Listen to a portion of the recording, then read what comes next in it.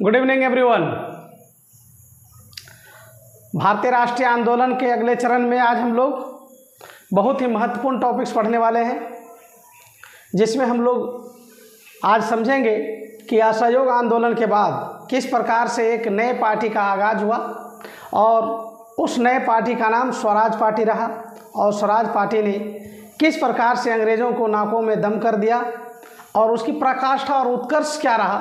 भारतीय राष्ट्रीय आंदोलन में स्वराज पार्टी के कार्य और सीमाएं क्या थी, इन सभी बातों को हम बेहतर आज समझ पाएंगे। इसके साथ साथ ही हम साइमन कमीशन, लाहौर अधिवेशन, नेहरू रिपोर्ट और जिन्ना के 14 सूत्री कार्यक्रम को भी पढ़ेंगे। तो इसलिए यह जो आज का जो दिन का क्लास है ये बहुत ही महत्वपूर्ण होने वाला है, क्योंकि 1920 से लेकर के 1930 ईस्वी के बीच में घटने वाली जो घटनाएं हैं वो राष्ट्रीय आंदोलन का मुख्य आधार है, जिसको आज हम लोग समझेंगे। तो let us start and understand as per the schedule program. ठीक है, आइए हम लोग देखते हैं।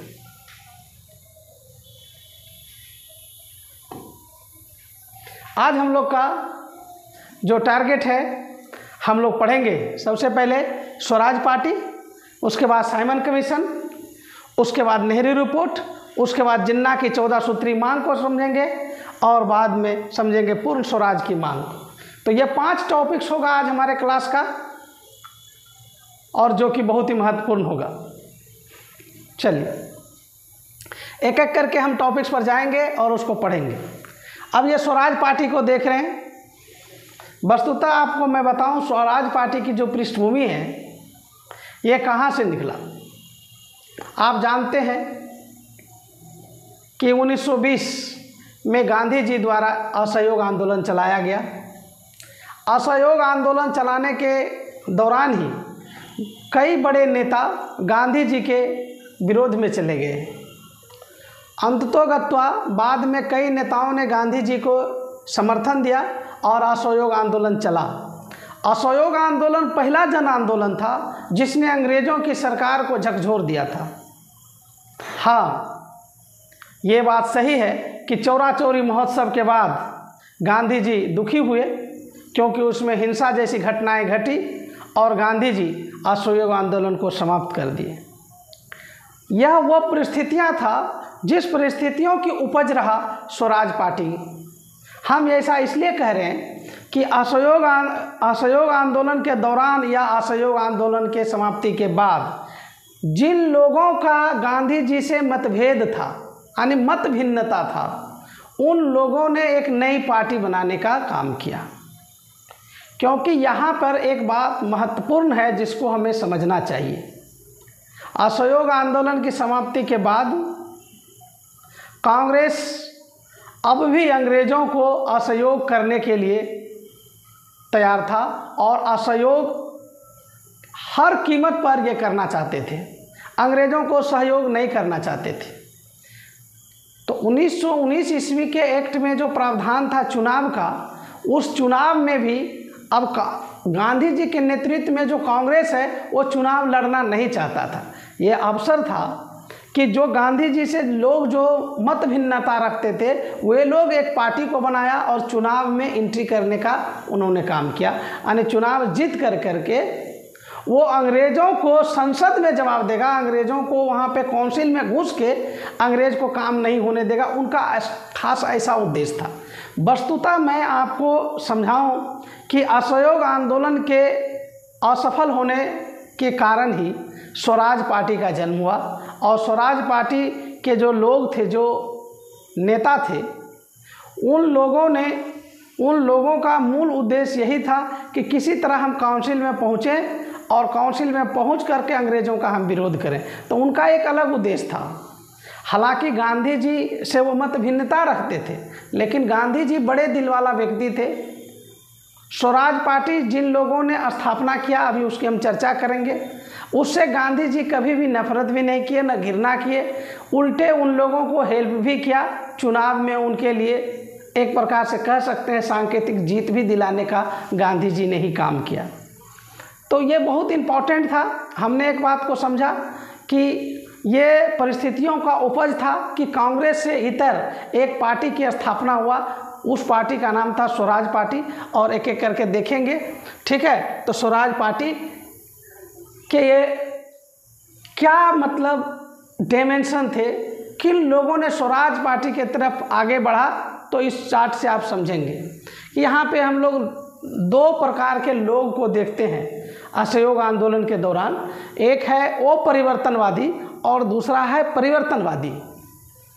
तो इस टर्म को जब हम समझेंगे परिवर्तनवादी और अपरिवर्तनवादी, तो आपको समझ में आएगा आने की अपरिवर्तनवादी मतलब परिवर्तन नहीं होने वाला, आने की बदलने वाला नहीं था। वो गांधी जी के साथ पहले भी थे और असहयोग जब असफल हुआ तब भी थे।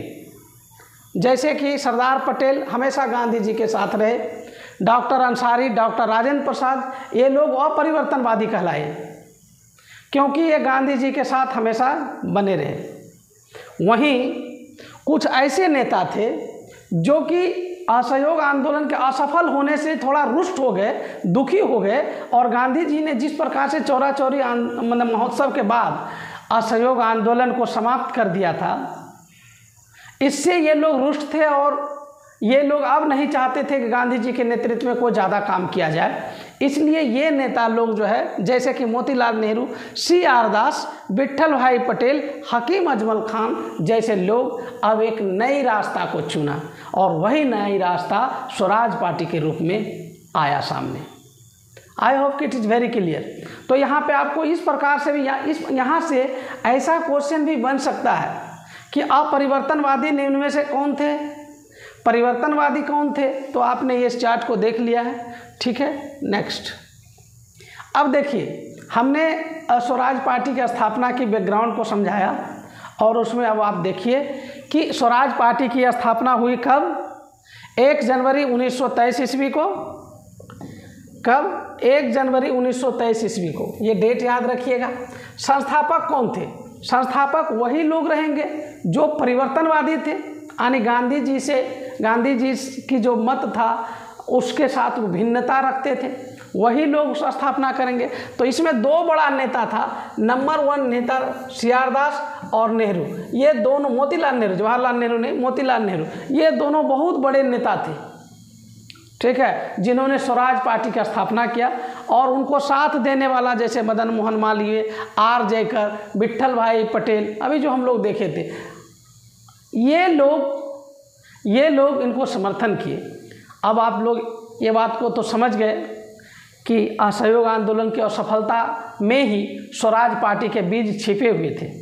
स्वराज पार्टी के लोग गांधी जी से मत भिन्नता जरूर रखते थे, लेकिन गांधी जी स्वराज पार्टी के उज्जवल भविष्य की कामना भी करते थे। ये गांधी जी की उत्तम प्रकृति होने का पहचान है, ठीक है। नाउ आगे की स्लाइड में हम लोग देखिए, 1923 ईस्वी में चुनाव हुआ। अच्छा, ये जो चुनाव हुआ था, हम पहले ही बता दिए कि जो कांग्रेस थे वो चुनाव में पार्टिसिपेट नहीं किया, इसलिए स्वराज पार्टी को एक प्रकार से फ़ायदा भी मिला। और हम पहले ही बताए कि गांधी जी के साथ भले स्वराज पार्टी के नेता मत भिन्नता रखते थे या उनसे मतभेद था उनका, लेकिन गांधी जी स्वराज पार्टी को जिताने में वो प्रत्यक्ष रूप से भूमिका निभाया है, ठीक है। ये गांधी जी की बड़प्पन है। तो उन्होंने, गांधी जी ने स्वराज पार्टी को जिताया। और हम कह दें कि ये जो मध्य प्रांत का इलाका था, वहाँ पे स्वराज पार्टी ने बहुत अच्छा प्रदर्शन किया। वहाँ पे तो मध्य प्रांत में तो पूर्ण बहुमत हासिल किया, ठीक है, जबकि बंगाल में भी अच्छी खासी सफलता उसको मिला, ठीक है। इस प्रकार से स्वराज पार्टी काउंसिल में तो पहुंच गए। अच्छा, जब वो स्वराज पार्टी काउंसिल में पहुंचे तो उनका जो उद्देश्य था, जो कार्य था, और जिस एम को लेकर के वो आए थे, जिस पद्धति को फॉलो करने के लिए आए थे, वो वही काम किया। वो यही चाहते थे कि यदि मैं सरकार में नहीं रहूँगा तो सरकार का विरोध कैसे कर पाऊँगा, इसलिए वो सरकार में पहले आना चाहते थे। वो आ गए, काउंसिल के सदस्य बने। काउंसिल के सदस्य बनने के बाद आपको मालूम होगा कि 1919 ईस्वी के एक्ट में एक बहुत ही खतरनाक प्रावधान था। उस प्रावधान का नाम था प्रांतों में द्वैध शासन। प्रांतों में द्वैध शासन के वजह से विभिन्न प्रकार की अव्यवस्था फैल रहा था, साथ ही साथ जो भारतीय जनता था उनका जीवन दूभर हो गया था। अब चूँकि स्वराज पार्टी इसी उद्देश्य से यहाँ पे पहुँचे थे, ज्वाइन किए थे कि हम जो है अंग्रेज़ों के उन तमाम कार्यों का विरोध करेंगे जो जनता के हित में नहीं है और जनता को प्रताड़ित कर रहा है। स्वाभाविक ही था, प्रांतों में द्वैध शासन जनता को बहुत ही मुश्किल में डाला था। अतः स्वराज पार्टी के लोगों ने काउंसिल में पहुंच करके प्रांतों में द्वैध शासन जैसी व्यवस्था का भरपूर विरोध किया और इसी विरोध के वजह से यहाँ द्वैध शासन को निष्क्रिय कर दिया। यानी कि जिस प्रकार से वो मनमाना लागू कर दे रहा था वैसा अब लागू करने का हिम्मत अंग्रेज़ों को नहीं था। ये बहुत अच्छा अचीवमेंट हम कह सकते हैं कि स्वराज पार्टी का था, जिन्होंने प्रांतों में द्वैध शासन जैसी व्यवस्था को जो है ना अब आसानी से चलने नहीं दे रहा था, क्योंकि उस पर बात बात पर काउंसिल में ये बहस करते थे उस बात पर। तो ये बहुत अच्छी बात था। ठीक है,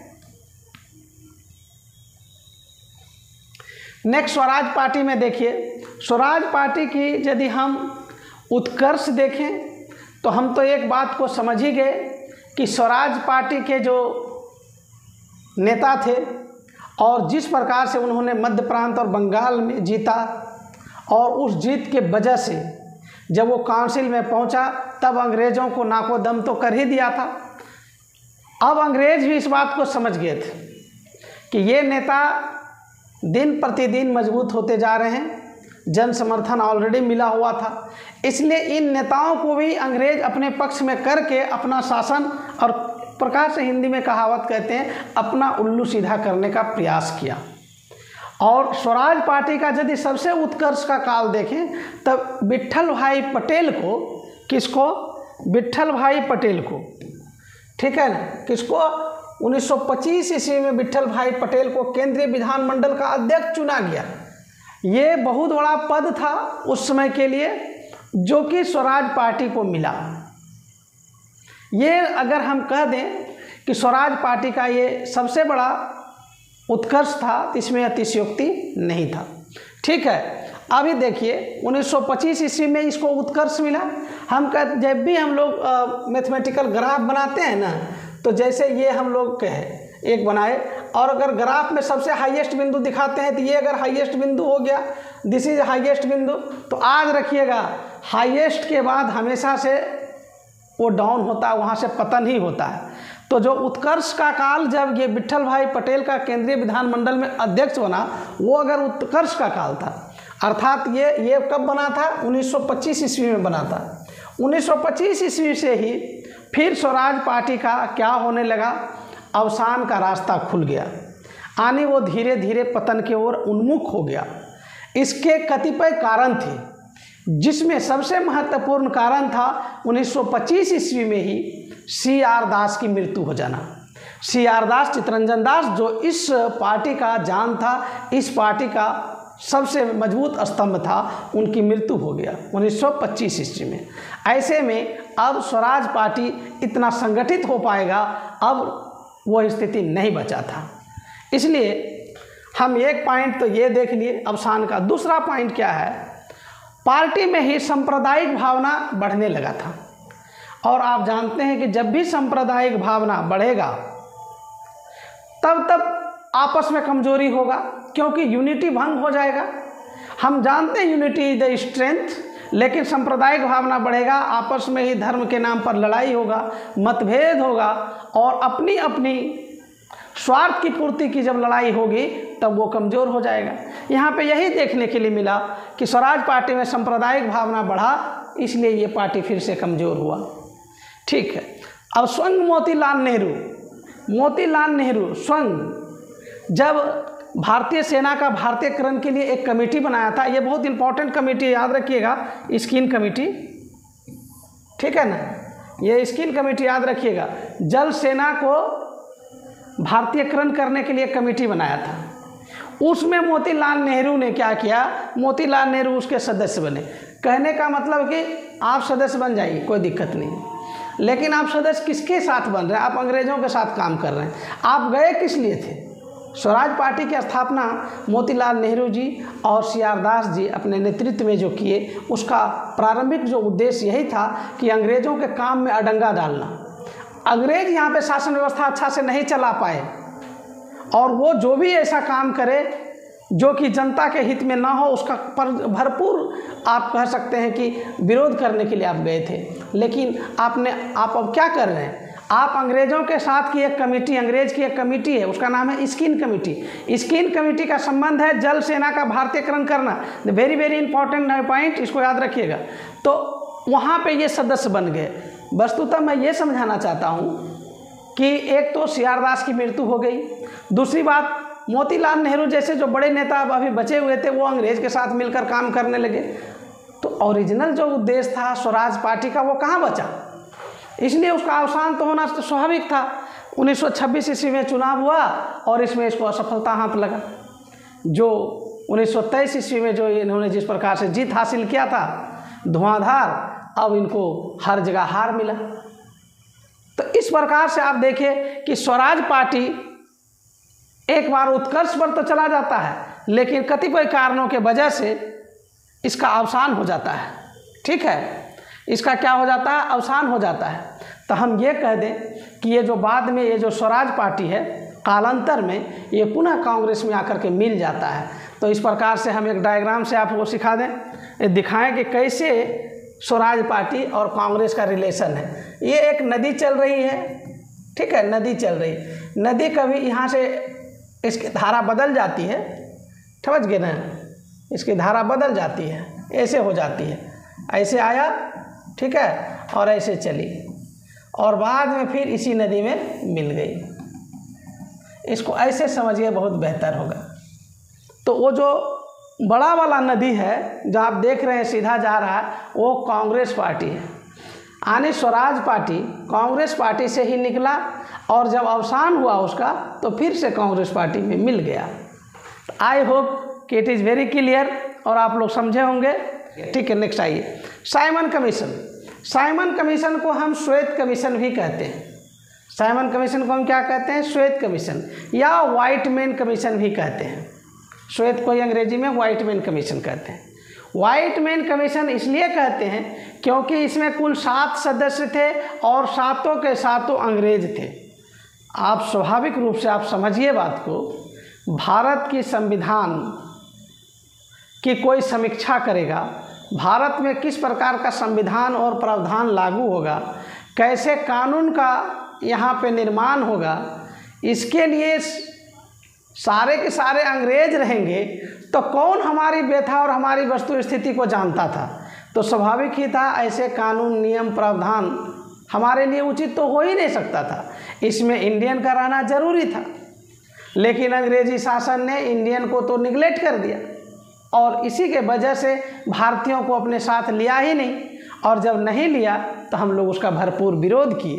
तो यही देख लीजिए, साइमन कमीशन में 7 अंग्रेज थे, गठन 1927 में हुआ, भारत पहुंचा 1928 में, और उसके अध्यक्ष थे साइमन। ठीक है, नेक्स्ट देखिए, इसका उद्देश्य क्या था साइमन कमीशन का? इसका उद्देश्य था 1919 ईस्वी के एक्ट के कार्य को पड़ताल करना। यानी 1919 ईस्वी का जो एक्ट था, आप जानते हैं, मॉन्टेग्यू चेम्सफोर्ड डिपो अधिनियम, उस अधिनियम में जो प्रावधान थे उसके बारे में जानना था कि भारत में किस प्रकार से इम्प्लीमेंटेशन इसका हो रहा है, किस हद तक लागू हो रहा है, क्या इसमें समस्याएं हैं। इस चीज़ को जांचने के लिए साइमन कमीशन आया था। साइमन कमीशन का विरोध हुआ, चूँकि इस कमीशन के सारे सदस्य अंग्रेज थे तथा कमीशन स्वराज की मांग को भी स्वीकार नहीं करते थे। हम जब स्वराज की मांग कर रहे थे तो कमीशन ने निगलेक्ट कर दिया। 3 फरवरी 1928 ईस्वी को जब ये भारत पहुंचा, कब पहुंचा भारत? तो एग्जैक्ट डेट भी पूछेगा तो याद रहना चाहिए। 3 फरवरी 1928 को जब वो भारत पहुंचा, पूरे देश में इसका विरोध हुआ और हड़ताल हुआ। ठीक है, केंद्रीय विधानसभा ने बहुमत से फैसला लिया कि कमीशन का सहयोग नहीं करेंगे, और इसी फैसला के वजह से भारत के विभिन्न जगहों पर साइमन कमीशन का भरपूर विरोध हुआ। जैसे देखिए, जैसे लाहौर में जो इसका विरोध हुआ, वहाँ पे लाहौर में विरोध का नेतृत्व किया लाला लाजपत राय जी ने। लाला लाजपत राय जी पर बेरहमी से अंग्रेज़ों ने लाठियाँ बरसाया और उसी लाठी के प्रहार से लाला लाजपत राय की मृत्यु हो गई। यहीं पे लाला लाजपत राय जी ने कहा था, मेरे शरीर पर गिरे हुए एक लाठी का प्रहार अंग्रेजी शासन के लिए कील साबित होगी, और ऐसा हुआ भी। लाला लाजपत राय पर लाठी चार्ज करने का आदेश सॉन्डर्स नामक अधिकारी ने दिया था, और आगे चल कर के हम क्रांति काल में यही बताएंगे कि इसी सॉन्डर्स को भगत सिंह एवं उसके पार्टी ने हत्या कर दिया था, और इसी सॉन्डर्स कांड में भगत सिंह को भी फांसी हुआ। तो यहाँ से इस लाहौर वाला घटना का संबंध अभी तो बड़े बड़े घटनाओं के साथ ये जुटेगा, जैसे लाहौर षड्यंत्र, भगत सिंह और उनके पार्टी द्वारा सॉन्डर्स की हत्या इत्यादि। ठीक है, तो ये एक बहुत बड़ा ये बात हो गया कि लाहौर में जब लाला लाजपत राय जी विरोध कर रहे थे साइमन कमीशन का, तब इस पर इतनी लाठियां बरसाई गई कि उसकी मृत्यु हो गई। हमारे क्रांतिकारी वीर भी सॉन्डर्स की हत्या करके उनका बदला लिया। ठीक है, लखनऊ में भी इसी प्रकार से कुछ चीज़ देखे गए।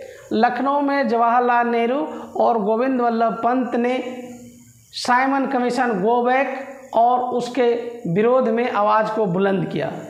यहाँ पे गोविंद वल्लभ पंत को बहुत ही ज़्यादा चोट लगा और वो जीवन भर के लिए अपंग हो गया। ये वही गोविंद वल्लभ पंत है जो उत्तर प्रदेश का पहला मुख्यमंत्री बना। उनको भी इस समय इतनी चोटें आई कि वो जीवन काल के लिए अपंग हो गया था। Very important. और अब मद्रास में भी जब इस प्रकार का विरोध हुआ तो वहाँ पे भी क्या हुआ कि प्रदर्शनकारियों पर गोलियां चलाया गया। तो इस प्रकार से आप लोग देखें कि साइमन कमीशन किसी भी सूरत में भारतीयों के पक्ष के लिए नहीं था, और वो जिस काम को अंजाम देने के लिए आया था उसमें कहीं से भी सामंजस्य नहीं देखा गया। और जब इसका विरोध किया गया तो अंग्रेज़ों ने सख्ती से भारतीयों के प्रति पेश आया और बहुत जगह पर हिंसक घटनाएं हुई। ठीक है, तो इस प्रकार से हम साइमन कमीशन के बारे में समझे। इसके यदि रिपोर्ट को देखें तो थोड़ा सा हम लोग इसको ये भी देखें कि जैसे साइमन कमीशन को भारत में तो ऑलमोस्ट हर जगह इसका विरोध किया गया, लेकिन कुछ लोग थे जिन्होंने साइमन कमीशन को भी समर्थन दिया। जैसे कि मुस्लिम लीग का एक गुट था मोहम्मद शफी के नेतृत्व में, यानी मुस्लिम लीग के सारे लोग नहीं, मुस्लिम लीग के एक गुट हैं जिन्होंने शफी के नेतृत्व में इसका समर्थन किया था। ये तमिलनाडु का जस्टिस पार्टी है जिन्होंने कि साइमन कमीशन को सपोर्ट किया। यूनियनिस्ट पार्टी है पंजाब का जिन्होंने कि इसको सपोर्ट किया या समर्थन किया। तो याद रखिएगा कि साइमन कमीशन का विरोध तो हुआ था कांग्रेस के केंद्रीय लेवल से और भारत के बड़े पैमाने पर, लेकिन भारत में भी कुछ लोग थे जिन्होंने कि इसको समर्थन दिया था। तो ऐसा क्वेश्चन पूछ देगा कि निम्न में से किसने साइमन कमीशन का समर्थन दिया, तो याद रखिएगा मुस्लिम लीग का एक गुट, जस्टिस पार्टी और यूनियनिस्ट पार्टी। ठीक है, नेक्स्ट चलिए, ये इन्होंने रिपोर्ट प्रस्तुत किया। साइमन कमीशन जो आया, तमाम विरोधों के बाद इन्होंने रिपोर्ट प्रस्तुत किया। रिपोर्ट के कुछ खास पॉइंट है, उसको समझ लेना ज़्यादा उचित रहेगा। इस रिपोर्ट में इन्होंने कहा प्रांतों में द्वैध शासन समाप्त कर पूरा प्रशासन विधायिका के प्रति जिम्मेदार मंत्री को सौंपा जाए। यानी कि जो एक बहुत बड़ी बात थी ना 1919 का एक्ट का, जिसकी चर्चा हम स्वराज पार्टी के समय भी किए, उसमें ये बहुत बड़ा बात था कि साइमन कमीशन भी इस बात पर पहुंचा, अर्थात ऐसा निष्कर्ष पर पहुंचा जिसमें कि वो पाया कि प्रांतों में द्वैध शासन की जो व्यवस्था है वो गलत है और वो व्यवहारिक है, इसलिए उसको समाप्त कर देना चाहिए। तो ये बहुत अच्छा पॉइंट था साइमन कमीशन का। दूसरी बात, शांति व्यवस्था है तो गवर्नर जनरल को विशेष शक्ति दिया जाए, ये तो स्वाभाविक ही था। अंग्रेज के पास विशेष शक्ति रहेगा तो उसको जो है किसी भी प्रकार के समस्या को दबाने में, लोगों की भावना को दबाने में, लोगों को डराने में, धमकाने में काम आएगा। तो वो तो विशेष स्थिति दे रहा है, किसको? गवर्नर जनरल को विशेष पावर देने की बात कर रहा है। फिर कह रहा है कि सरकार हो तो कैसा सरकार हो? संघीय सरकार हो जिसमें रियासत और ब्रिटिश प्रांत दोनों हो। आपको तो मालूम है कि पूरे भारत में बहुत सारे रियासत थे। रियासत में राजा हुआ करते थे और वो राजा अंग्रेज के अधीन नहीं थे। हाँ, अंग्रेज के साथ वो सब्सिडरी अलायंस करते थे, सहायक संधि करते थे जिनको ज़रूरत होता था, लेकिन सीधे सीधी वो अंग्रेज के अधीन नहीं थे। लेकिन अब यहाँ पे इन्होंने कहा कि संघीय सरकार बना दिया जाए और जिसमें रियासत को भी साथ में लिया जाए, मताधिकार का विस्तार किया जाए। ठीक है, इन सारी बातों को रिपोर्ट में वो रखे थे। Now come to the Nehru report. ये नेहरू रिपोर्ट 19 मई 1928 की बात है। हुआ ये, हमने साइमन कमीशन का विरोध किया तो अंग्रेज लोग झल्ला गया। अंग्रेज लोग का कहना था कि अगर आप में शक्ति है तो खुद ही संविधान बना लीजिए। जैसे कि देखिए, इसमें कहा कि साइमन कमीशन के बहिष्कार के कारण एक अंग्रेज अधिकारी है, अंग्रेज व्यक्ति है जिसका नाम है बर्कनहेड। क्या नाम है? बर्कनहेड ने भारतीयों को संविधान बनाने की चुनौती दे डाला। ठीक है, और उन्होंने कहा भारतीय स्वयं संविधान बनाने के काबिल नहीं है। आप बोलिए कि भारत जो आज भी पूरे विश्व में परचम लहरा रहा है, जो भूतकाल में सबसे ऊपर और सबसे ज़्यादा परचम भारत की धरती ने लहराया, जो एकता और अनेकता में विश्वास करने वाला देश था और साथ ही साथ एकीकृत शासन प्रणाली का जन्म तो भारत में हुआ, और उन भारतीयों को सीधा चुनौती दिया कि आप संविधान बनाने के लिए नहीं हैं, ये कतई बर्दाश्त करने लायक तो था नहीं। इसलिए कांग्रेस ने इस बात को, चुनौती को स्वीकार किया और कहा कि हम अपना संविधान खुद बना सकते हैं। इसके लिए एक कमेटी का निर्माण हुआ और उस कमेटी का अध्यक्ष मोतीलाल नेहरू को चुना गया और उसमें कुछ अन्य सदस्य भी थे। उनको ज़रा आप लोग देख लीजिए वो लोग कौन सदस्य थे। तो देखिए, संविधान निर्माण हेतु एक समिति बनाया, डेट आपको पता है 19 मई 1928। अध्यक्ष पंडित मोतीलाल नेहरू को चुना गया और ये लोग सदस्य थे श्री आर प्रधान। इसमें बहुत महत्वपूर्ण 2 सदस्य हैं, उसको आप लोग देखिएगा। एक तो तेज बहादुर सप्रू और एक सुभाष चंद्र बोस, अली इमाम। ये सब महत्वपूर्ण सदस्य थे जो मोतीलाल नेहरू के साथ मिल करके संविधान का निर्माण किया। और संविधान का निर्माण करके जब रिपोर्ट को प्रस्तुत किया गया,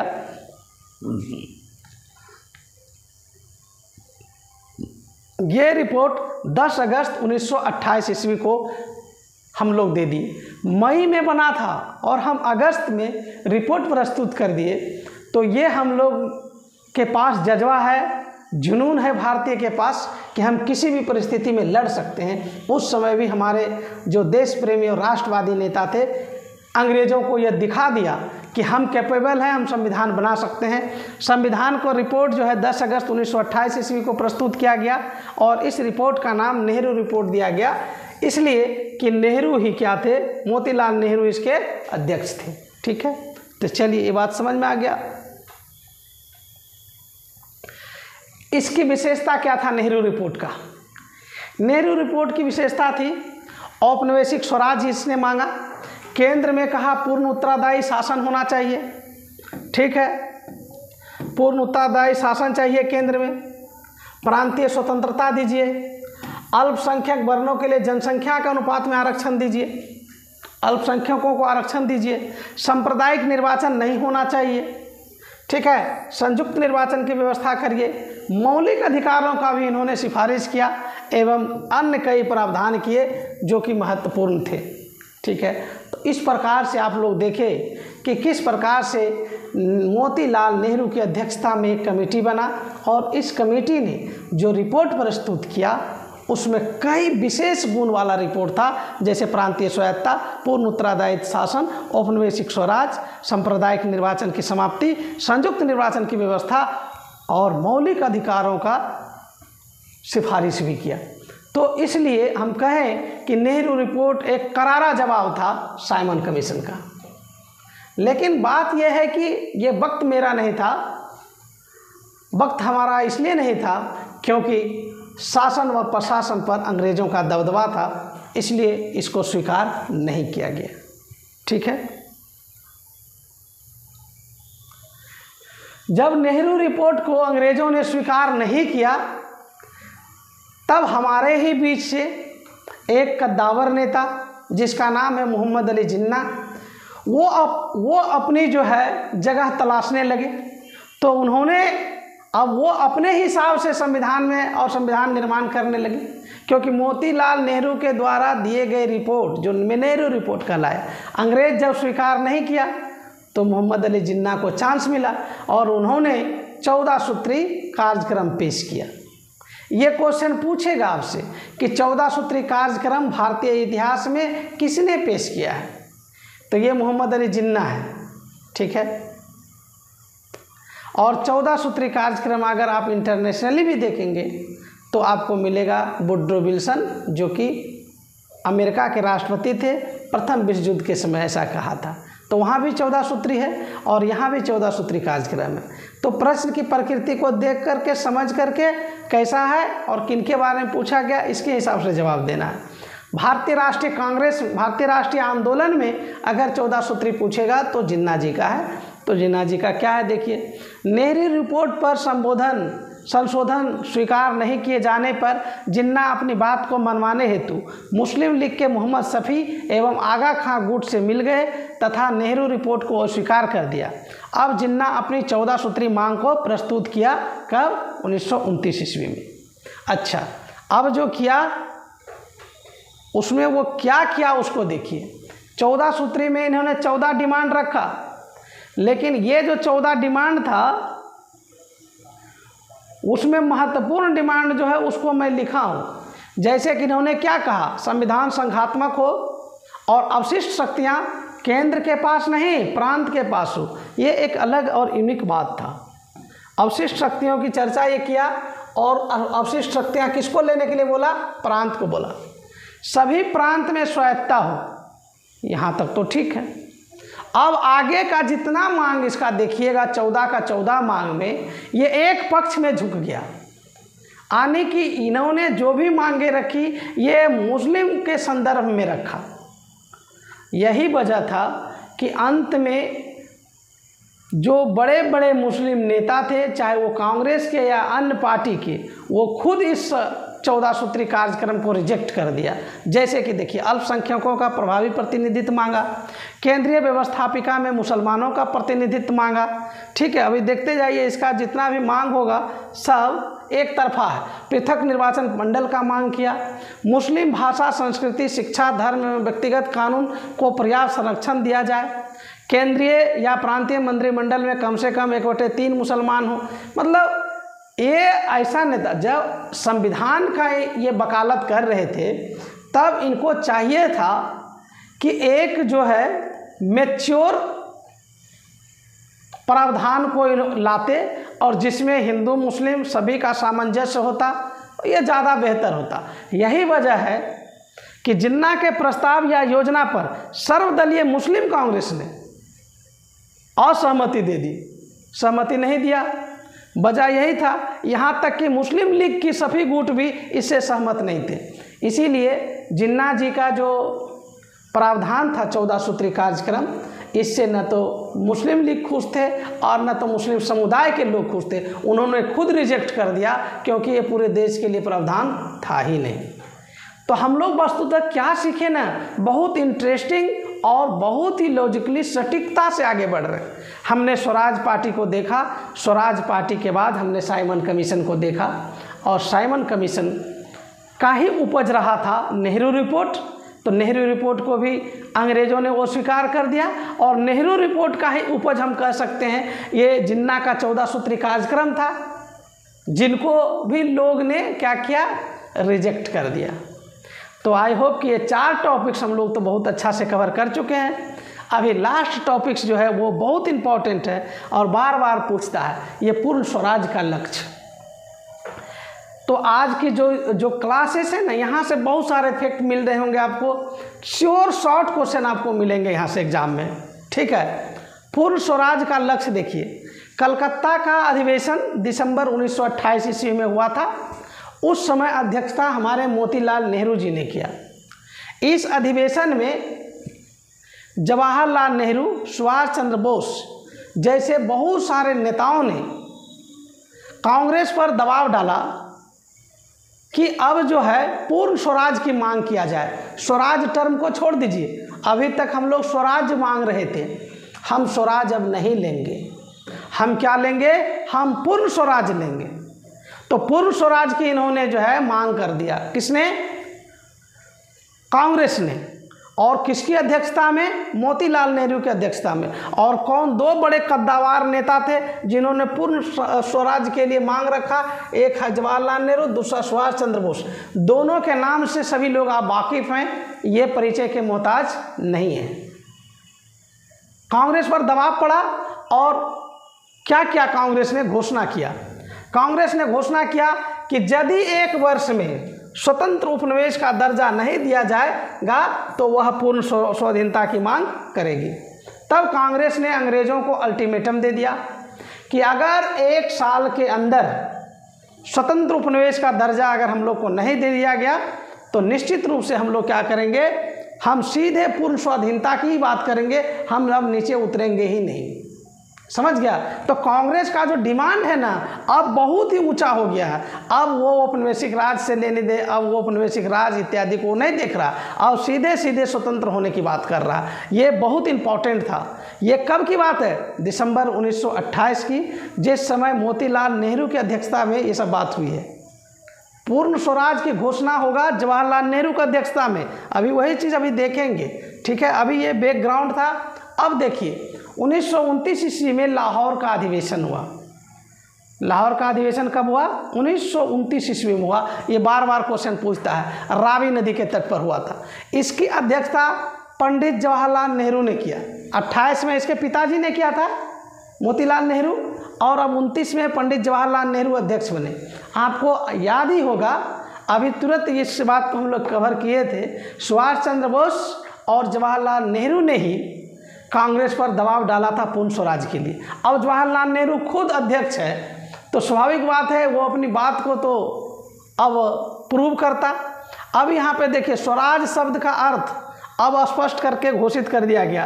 अब कांग्रेस का कहना है, कांग्रेस के संविधान में परिवर्तन किया गया और कांग्रेस में के संविधान में ये लिखा कि जहां हम स्वराज की पहले मांग करते थे, अब स्वराज को आप पूर्ण स्वाधीनता समझिए। हम अब स्वराज नहीं लेंगे, हम अब क्या लेंगे? पूर्ण स्वाधीनता लेंगे। ये एक बहुत बड़ा बात था, ठीक है। उसके बाद 31 दिसंबर 1929 ईस्वी को अर्धरात्रि में, 31 दिसंबर 1929 ईस्वी को अर्धरात्रि में और रावी नदी के तट पर कांग्रेस अध्यक्ष जवाहरलाल नेहरू भारतीय स्वतंत्रता का प्रतीक तिरंगा झंडा को पूर्ण स्वराज और वंदे मातरम के नारे के बीच में फहराया। तो ये पूर्ण स्वराज की घोषणा जो हुई वो लाहौर अधिवेशन में हुई, ठीक है। और कब हुई? 1929 ईस्वी में हुई, ठीक है। और पूर्ण स्वराज की जो मांग हुआ उस समय वंदे मातरम का भी नारा लगा। ये समय था आधा रात्रि का, रात का समय, ठीक है। तो यही क्वेश्चन यहाँ से कई प्रकार के क्वेश्चन आपको पूछे जाएंगे, जैसे कि पूर्ण स्वराज की मांग कांग्रेस के किस अधिवेशन में हुआ? तो 1929 होगा। 28 में सिर्फ दबाव डाला गया था, वहाँ पे एक चुनौती दिया गया था। पूर्ण स्वराज की मांग हुआ 1929 में। अध्यक्ष जवाहरलाल नेहरू कहाँ पे? लाहौर में। किस नदी के किनारे? तो रावी नदी के तट पर। उस समय कौन सा स्लोगन गाया गया? तो वंदे मातरम। ये सारे पॉइंट आपसे क्वेश्चन में पूछे जा सकते हैं, हमने सब कुछ कवर किया है इसमें। नेक्स्ट, इसी से संदर्भित 1-2 पॉइंट और है, उसको भी देखते हैं। इसी समय 1929 ईस्वी में ही सविनय अवज्ञा आंदोलन चलाने का निर्णय लिया गया, जो आप देखेंगे 1930 ईस्वी में गांधी जी के नेतृत्व में सविनय अवज्ञा आंदोलन चलेगा। ठीक है, तो ये बहुत महत्वपूर्ण बात है कि 1929 में ही निर्णय लिया। 1929 ईस्वी में ही यह निर्णय लिया गया कि 26 जनवरी 1930 ईस्वी को स्वतंत्रता दिवस मनाया जाएगा। ठीक है, किस लिए? क्योंकि अंग्रेज हमारा डिमांड को पूरा नहीं किया। अगर नहीं करेगा तो 26 जनवरी 1930 को हम क्या मनाएंगे? स्वाधीनता दिवस हम मनाएंगे। समझ गया? ये स्वाधीनता दिवस का इन्होंने डेट रखा 26 जनवरी 1930। क्यों? क्योंकि अगर अंग्रेज नहीं मानेगा तो हम अपने आप डिक्लेयर कर लेंगे कि भारत एक स्वाधीन देश है। आप समझ ही रहे हैं कि अंग्रेज किसी भी सूरत में इसको स्वीकार नहीं करता और किया भी नहीं, और भारतीय भी पीछे हटा नहीं। भारत के भी जो राष्ट्र प्रेमी और राष्ट्रवादी नेता थे, उन्होंने 26 जनवरी 1930 को ही स्वाधीनता दिवस मनाया, स्वाधीनता दिवस मना लिया। ठीक है, ये 26 जनवरी 1930 को। तो ये बहुत इंटरेस्टिंग है कि 26 जनवरी 1930 को जो स्वाधीनता दिवस मनाया, ये देश का पहला स्वाधीनता दिवस कह सकते हैं। इसीलिए एक बहुत इंटरेस्टिंग बात आपको जानना चाहिए। भारत में संविधान का जब निर्माण हो रहा था, तो संविधान का निर्माण हो गया था 26 नवंबर 1949 ईस्वी को ही। 26 नवंबर 1949 को संविधान मेरा बन गया था, लेकिन हम उस दिन लागू नहीं किए। हम इस दिन का इंतज़ार कर रहे थे। किसका? 26 जनवरी का, क्योंकि ये मेरा ऐतिहासिक डेट था। तो कभी कभार इंटरव्यू में पूछ लिया जाता है कि यदि आपका संविधान 26 नवंबर को बना था तो उसी दिन लागू क्यों नहीं हुआ?